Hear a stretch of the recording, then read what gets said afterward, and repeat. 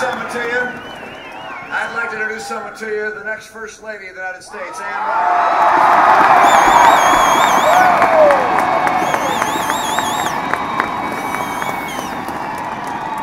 That is the most extraordinary welcome. Thank you, Colorado.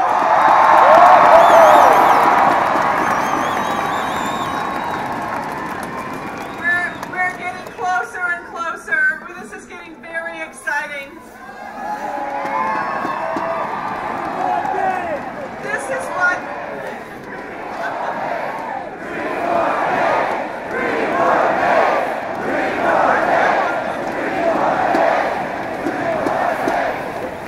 it is. It's only 3 more days. This is so exciting for us. It's a thrill to be here. What a great country this is, and what an honor it has been to go across this nation and to meet people like you that are here standing up today for America.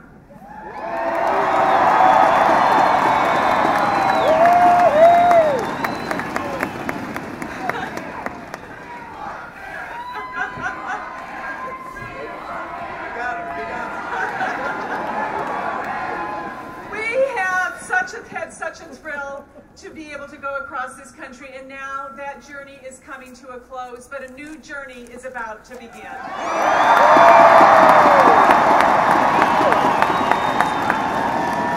And what a thrill it's going to be for me, because I know something about Mitt. He does not fail.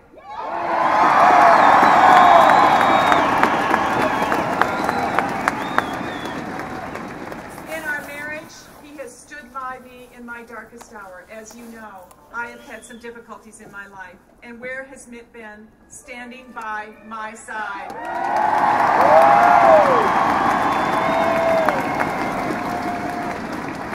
As a father, I have seen him show exemplary courage and devotion to his family and to his sons. He has raised the most extraordinary sons.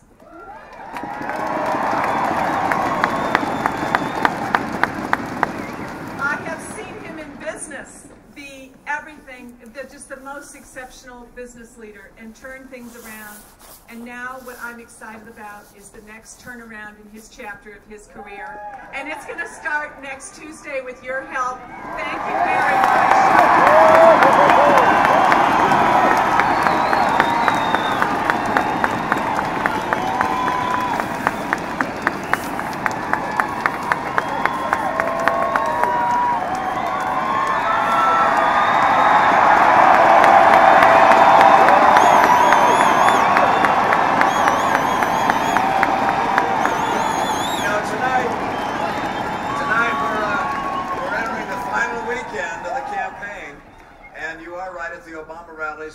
They're shouting 4 more years, and we're shouting 3 more days. And we are so very grateful to you and the people across the country for all that you've given of yourselves to this campaign. This is not just about Paul Ryan and me.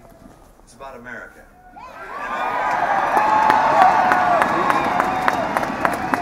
It's about the future that we're going to leave our children.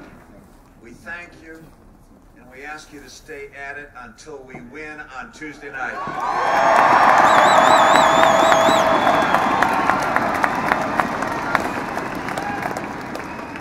Now, the closing hours of a campaign have a dynamic all their own, as you can imagine, and many voters have already made up their mind as to who they're going to vote for. Others are, yeah, I figure you guys are, yeah, you know what you're going to do. But there are a lot of others that are just putting aside the demands of daily living, and they're considering who they're going to vote for and how that vote will affect their life and the lives of their children and the course of the country that we all love. And so we ask them to look beyond the speeches and the attacks and the ads. Look to the record, the accomplishments, the failures, and the judgment. Because words are cheap, and a record is real, and it's earned with effort.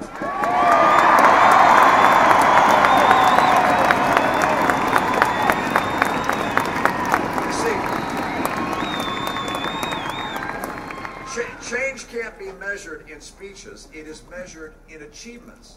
And 4 years ago, candidate Obama promised to do so very much, but he has fallen so very short. I mean, you recall, he promised to be a post-partisan president, but he's been most partisan, dividing, attacking, blaming. He was going to focus on creating jobs. Instead, he focused on creating Obamacare that killed jobs. He said he was going to cut the federal deficit in half, but then he doubled it. And then he said he'd bring the unemployment rate down to 5.2% by now. And we just learned on Friday it's 7.9%. It is 9 million jobs short of what he promised. And unemployment today is higher than when Barack Obama took office. And by the way, he also promised that he would propose a plan by now to save Social Security and Medicare. He did not. Rather, he raided $716 billion from Medicare to pay for his vaunted Obamacare.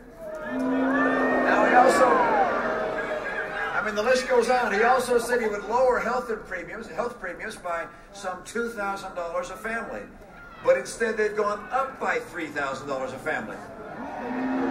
And you know, the average American family also pays $2,000 a year more for gasoline than when President Obama was elected. And I'll mention one more thing. He said he would work across the aisle on the most important issues. I thought this was interesting. He has not met on the economy, or on the budget, or on jobs, with either the Republican leader of the House or the Senate since July. And so instead of bridging the divide, he's made the divide wider.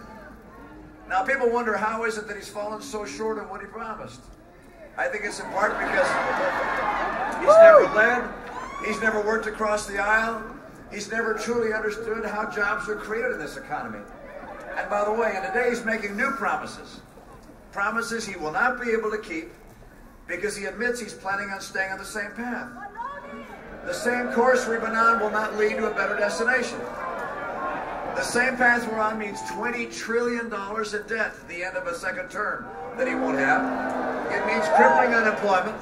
It means stagnant take-home pay, depressed home values, a devastated military, and by the way, unless we change course, we may be looking at another recession. So the question of this election comes down to this. Do you want more of the same, or do you want real change?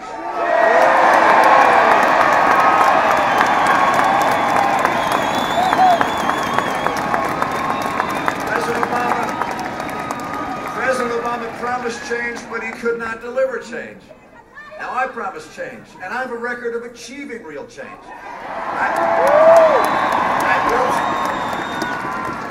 I built a business, I helped turn around another, I helped put an Olympics back on track, and with a Democrat legislature, I helped turn my state from deficit to surplus, and from job losses to job growth, and from higher taxes to higher take-home pay.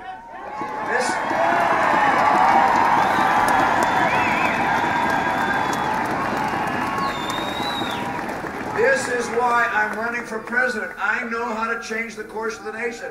I know how to get to a balanced budget, to build jobs, and to get rising take-home pay.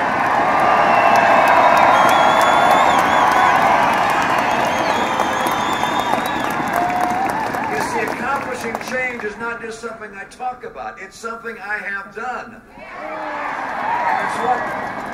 And it's what I will do when I'm president of the United States with your help.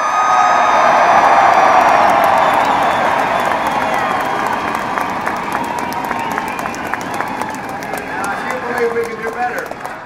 If you believe America should be on a better course, if you're tired of being tired, then I ask you to vote for real change. Paul, Ryan, and I will bring real change to America from day one.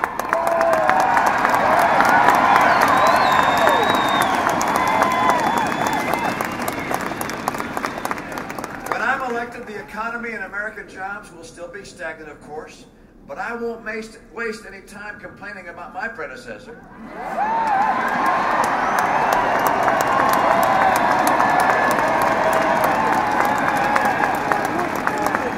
And I won't spend my my time trying to pass partisan legislation that's unrelated to jobs. From day one, I'm going to go to work to help Americans get back to work.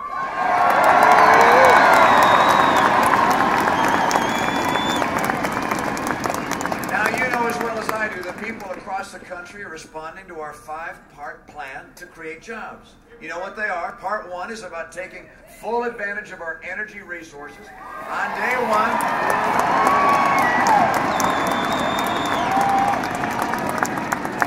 I'm going to act to increase the number of leases and permits to drill on federal lands.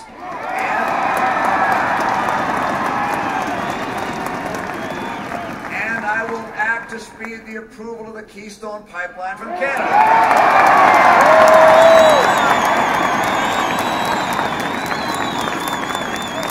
Secondly, I'm going to boost trade, particularly with Latin America, and I'll finally designate China as a currency manipulator because it's time the trade works for America.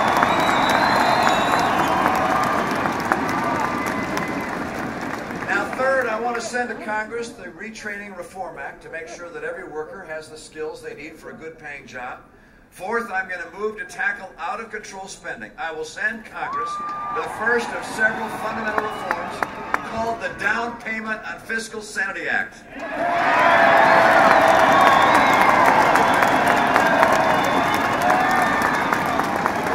And in this act, we will not just slow down the rate of government and its spending, but I will actually cut spending.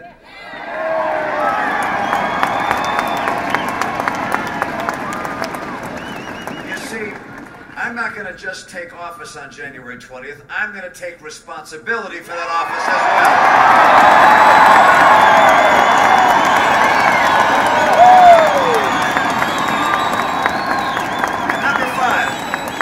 Number five, I'm going to act to boost small business and all business. I'm going to issue executive orders aimed straight at the problems that are holding back this economy. And the first of those is going to grant state waivers from Obamacare to begin its repeal.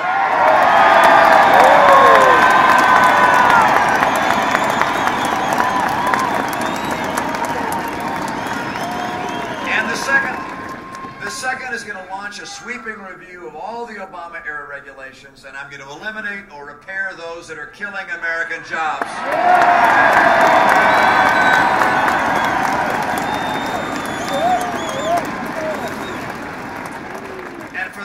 Time in 4 years, every entrepreneur, every small business person, every job creator will know that the President of the United States likes them and loves the jobs and higher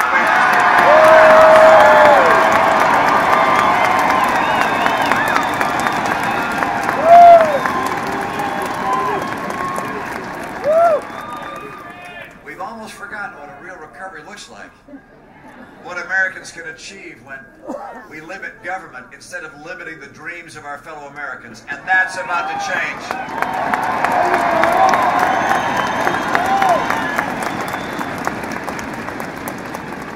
Now, the people who will be voting are going to be able to choose the future they want.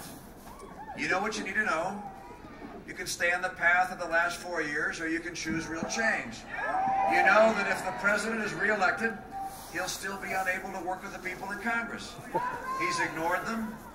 He's blamed them. He's attacked them. The debt ceiling, of course, is going to come up again, and shutdown and default will be threatened, chilling the economy. The president was right when he said he can't change Washington from the inside. In this case, we can take him at his word. He's going to go on the outside.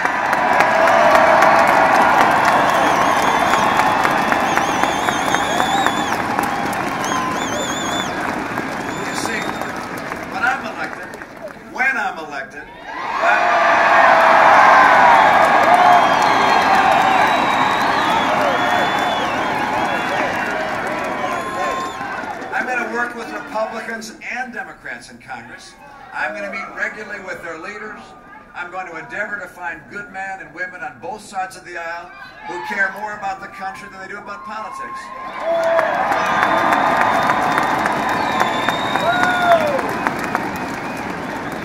Now, you also know that if the president were to be reelected, he'd continue his war on coal and oil and natural gas. And all of that would guarantee higher energy prices, at the pump, and of course fewer jobs as well. When I'm elected, we're going to change course on energy. I know how much energy means to middle-class families struggling to get by. We can help hold down prices at the pump and grow new jobs with energy that includes coal, oil, gas, nuclear, and renewables.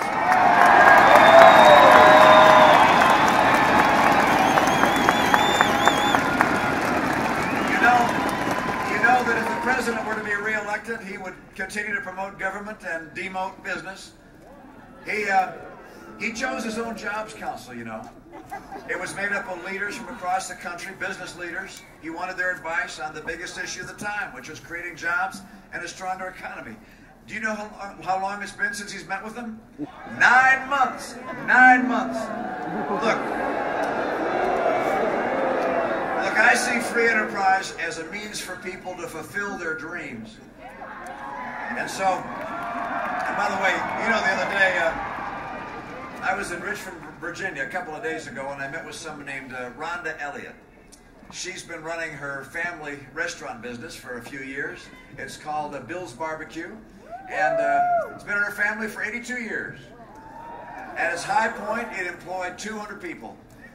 She just closed it down. She told me that the Obama-era regulations and taxes and Obamacare and the Obama economy put her out of business. And she teared up. This wasn't about money. This is about the future for her family and for the family of employees that she cares about. I want to help the hundreds of thousands of dreamers like Rhoda, and I will.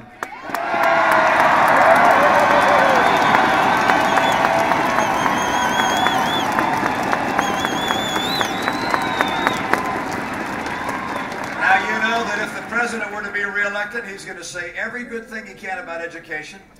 But in the final analysis, he's going to do what his largest campaign contributors do and tell him to do, and that's the public sector unions.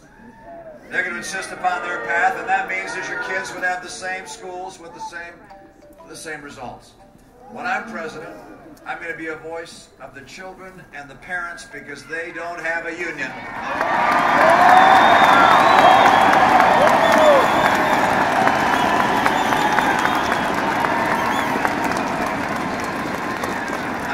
Sure the parents have the information they know or they need to know to find out whether their school is succeeding or failing.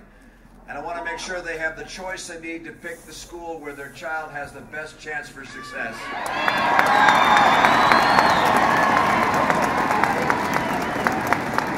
Now, one more thing. Under Barack Obama, a re-elected President Barack Obama, our military would experience what the Secretary of Defense called devastating cuts, which would jeopardize our national security as well as kill jobs. When I am president, I will not cut our commitment to national defense.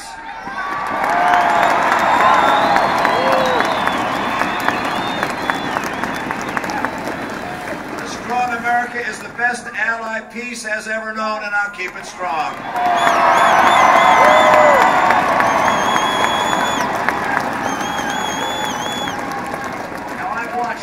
Last few months as our campaign has gathered the strength of a movement.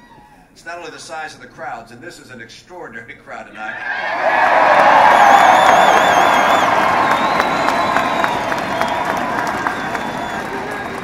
It's also the depth of our shared conviction. It's made me strive more to be worthy of your support, to campaign as I would govern, to speak for the aspirations of all Americans. I learned as governor of my state of Massachusetts that the best achievements are shared achievements. I learned that respect and goodwill go a long way, and are usually returned in kind. That's how I'll conduct myself as president. I'll bring people together, doing big things for the common good. I won't just represent one party, I will represent one nation.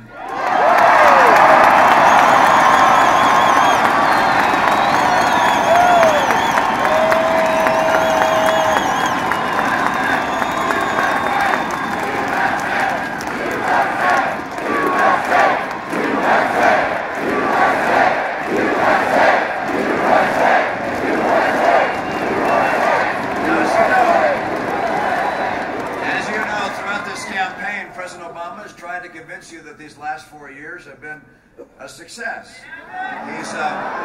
He's floating the plan for the next 4 years. He wants to take all the things he did in his first term, the stimulus, the borrowing, Obamacare, and all the rest, and then try them all over again. But look, our big dreams will not be satisfied with a small agenda that's already failed. And yesterday, I imagine you already heard this, yesterday President Obama asked his supporters to vote for revenge.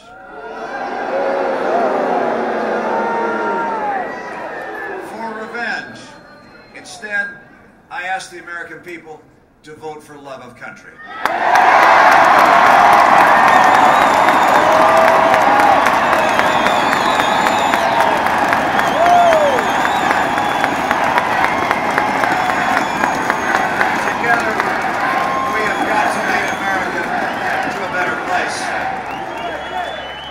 We're 3 days away from a fresh start. 3 days away from the first day of a new beginning.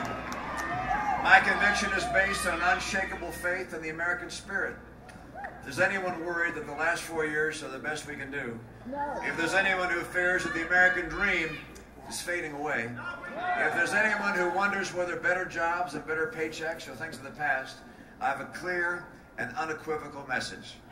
With the right leadership, America is about to come roaring back.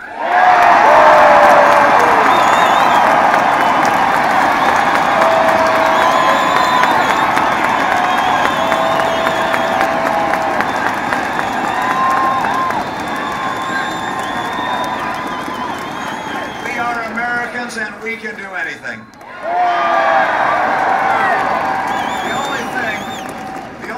That stands between us and some of the best years we've ever known is lack of leadership. And that's why we have elections. And you saw the differences between President Obama and myself when we were side by side in our debates.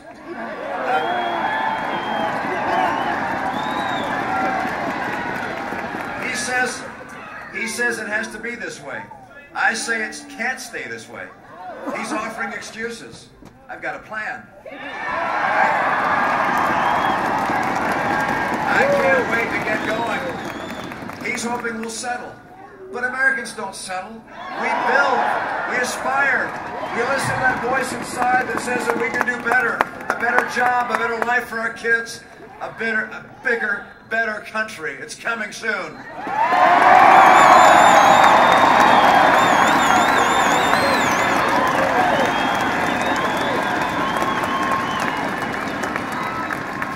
Days and we can get to work rebuilding our country and restoring our confidence and renewing our conviction.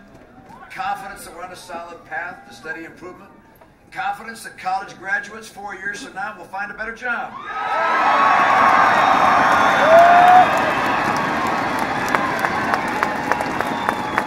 Confidence that the single moms who are working 2 jobs will have a shot at a better job as well. My confidence in America and in our future stems from what I've seen in the heart of the American people. We're a people who are given to give ourselves to things larger than ourselves. It's said that a hero is not someone who's larger than life, just larger than himself. Some years ago, I was serving as a Boy Scout leader in the Boy Scouts of America.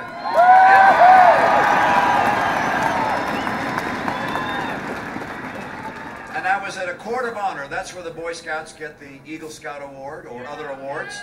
And there was a long Formica table at the front of the room, and I was seated at the far end of it next to an American flag. And the person who was speaking at the podium was a scoutmaster we'd flown in to tell his story, a scoutmaster from Monument, Colorado that I just drove through.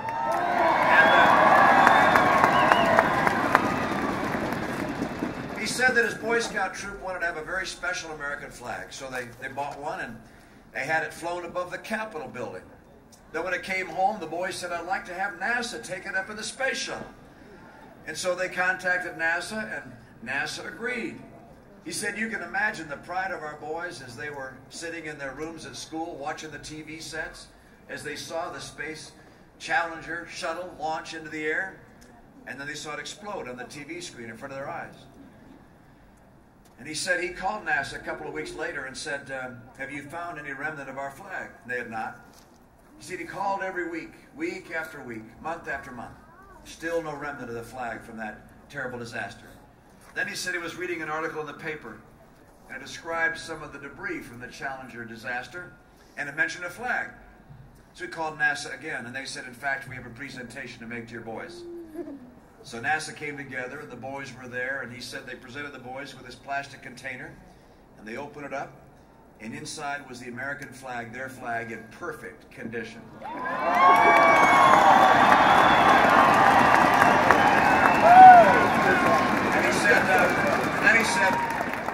And he said, that's it at the end of the table next to Mr. Romney. And I reached over and I grabbed that flag and held it out, and it was as if electricity was running through my arm. Because I thought about all the men and women in our space program who put themselves in danger's path out of a desire for learning and knowledge. For us, this is the American way. Think of all of our servicemen and women who put themselves in harm's way for freedom for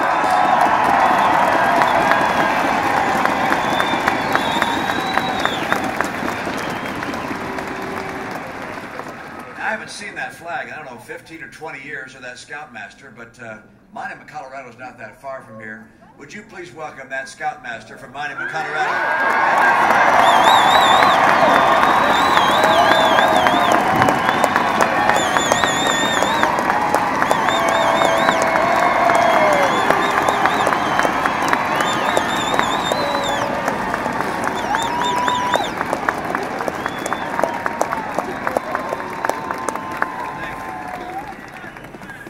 Now, did I get that story right? You did, sir. Oh, that's great. That is a great flag, representing the greatest nation in the history of the earth.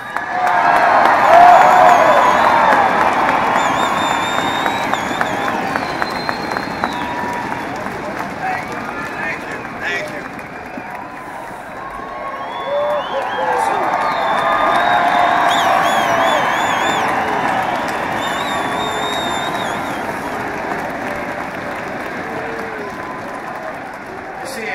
I see a troop of scouts right here. Thanks, young men, for your service to the community.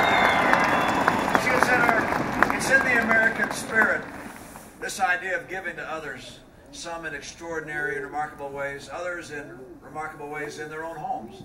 My sister is one of my life heroes. She's in her 70s now. She has 8 children. 7 of them are raised with children of their own.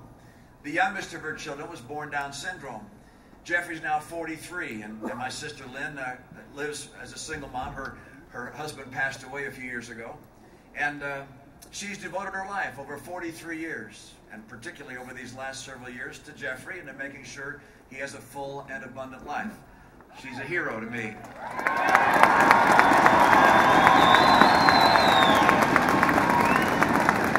Think of all the single moms.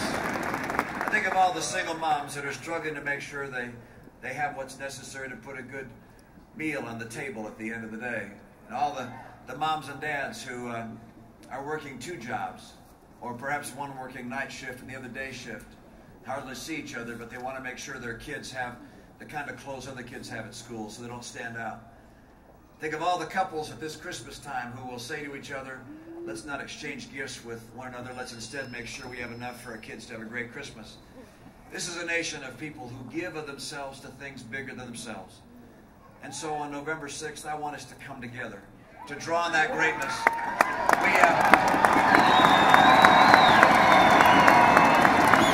And then on November 7th, we're going to go to work. And by the way, I want you to reach across the street to that neighbor, you know, on the other side of the street that has the yard sign for the other guy. And I want you to know I'm going to reach across the aisle in Washington to people of good faith in the other party. We've got to come together and work for the common good of the great nation.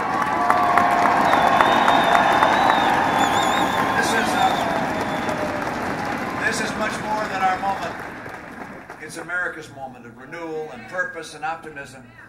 We've journeyed far and wide in this great campaign for America's future. Now we're almost there. One final push is going to get us there. We know a lot of short nights and long days, and now we're close. The door to a brighter future is there. It's open, waiting for us. I need your vote. I need your work. I need your help. Walk with me. Let's walk together. Thank you so